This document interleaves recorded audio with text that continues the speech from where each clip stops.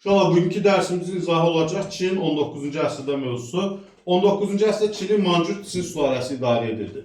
Bu sülalə 1644-cü ildən 1900-cü ilə qədər, 1912-ci ilə qədər Çini idarə edir. Çin imperatorları bu dövrdə təcrid etmə siyasəti yeridirdilər. Bu da Avropa dövlətlərinin Çinə qarşı daha da aqressiv siyasət yeritməsinə səbəb olurdu.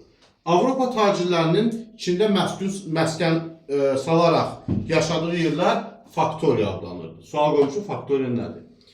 İngiltərə Austin şirkəti vasitəsilə Çində tirək satışı ilə məşğul idi və Cənub əyalətlərinin hakimi 1800-cü ildə tirək ticarətini qadağan etdiyi üçün Çində Çinlə İngiltərə arasında birinci tirək müharibəsi baş verdi.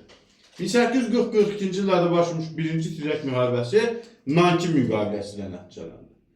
Nankin müqaviləsinə əsasən Çin İngiltərəyə təzminat verməli, 5 limanını ticarət üçün açmalı, xarici tacirlərə eksterritoriallıq, yəni toxunulmazlıq hüququ verməli idi. Xarici tacirlərə Çinin istənilən yerində məskən salmaq hüququ verilməli idi və Hong Kong ərazisi İngiltərəyə verilməli idi.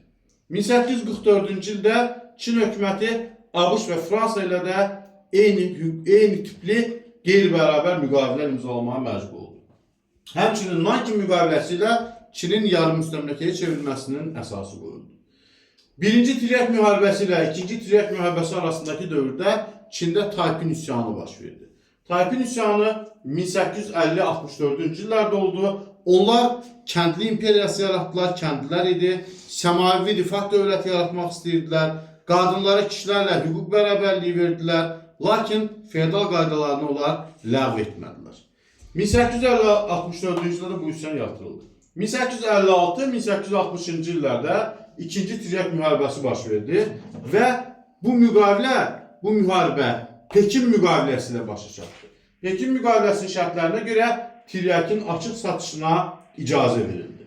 Həmçinin İngilis və fransızlar Yansı çayında üzə bilərdilər. 19-cu əsrdə bağlanan bu müqavilələrin Çini yarım müstəmləkəyə çevirməsi Çin hakim dairələrini narahat edirdi. Onlar müxtəlif yollarla bu asılılıqdan çıxmağa çalışırdılar. Əsasən də ordunu yenidən qurmaq, təhsili yenidən qurmaq sayəsində addımlar atırdılar. 1905-ci ildə Sun Yat-sen tərəfindən Birləşmiş İttifaq yaradıldı.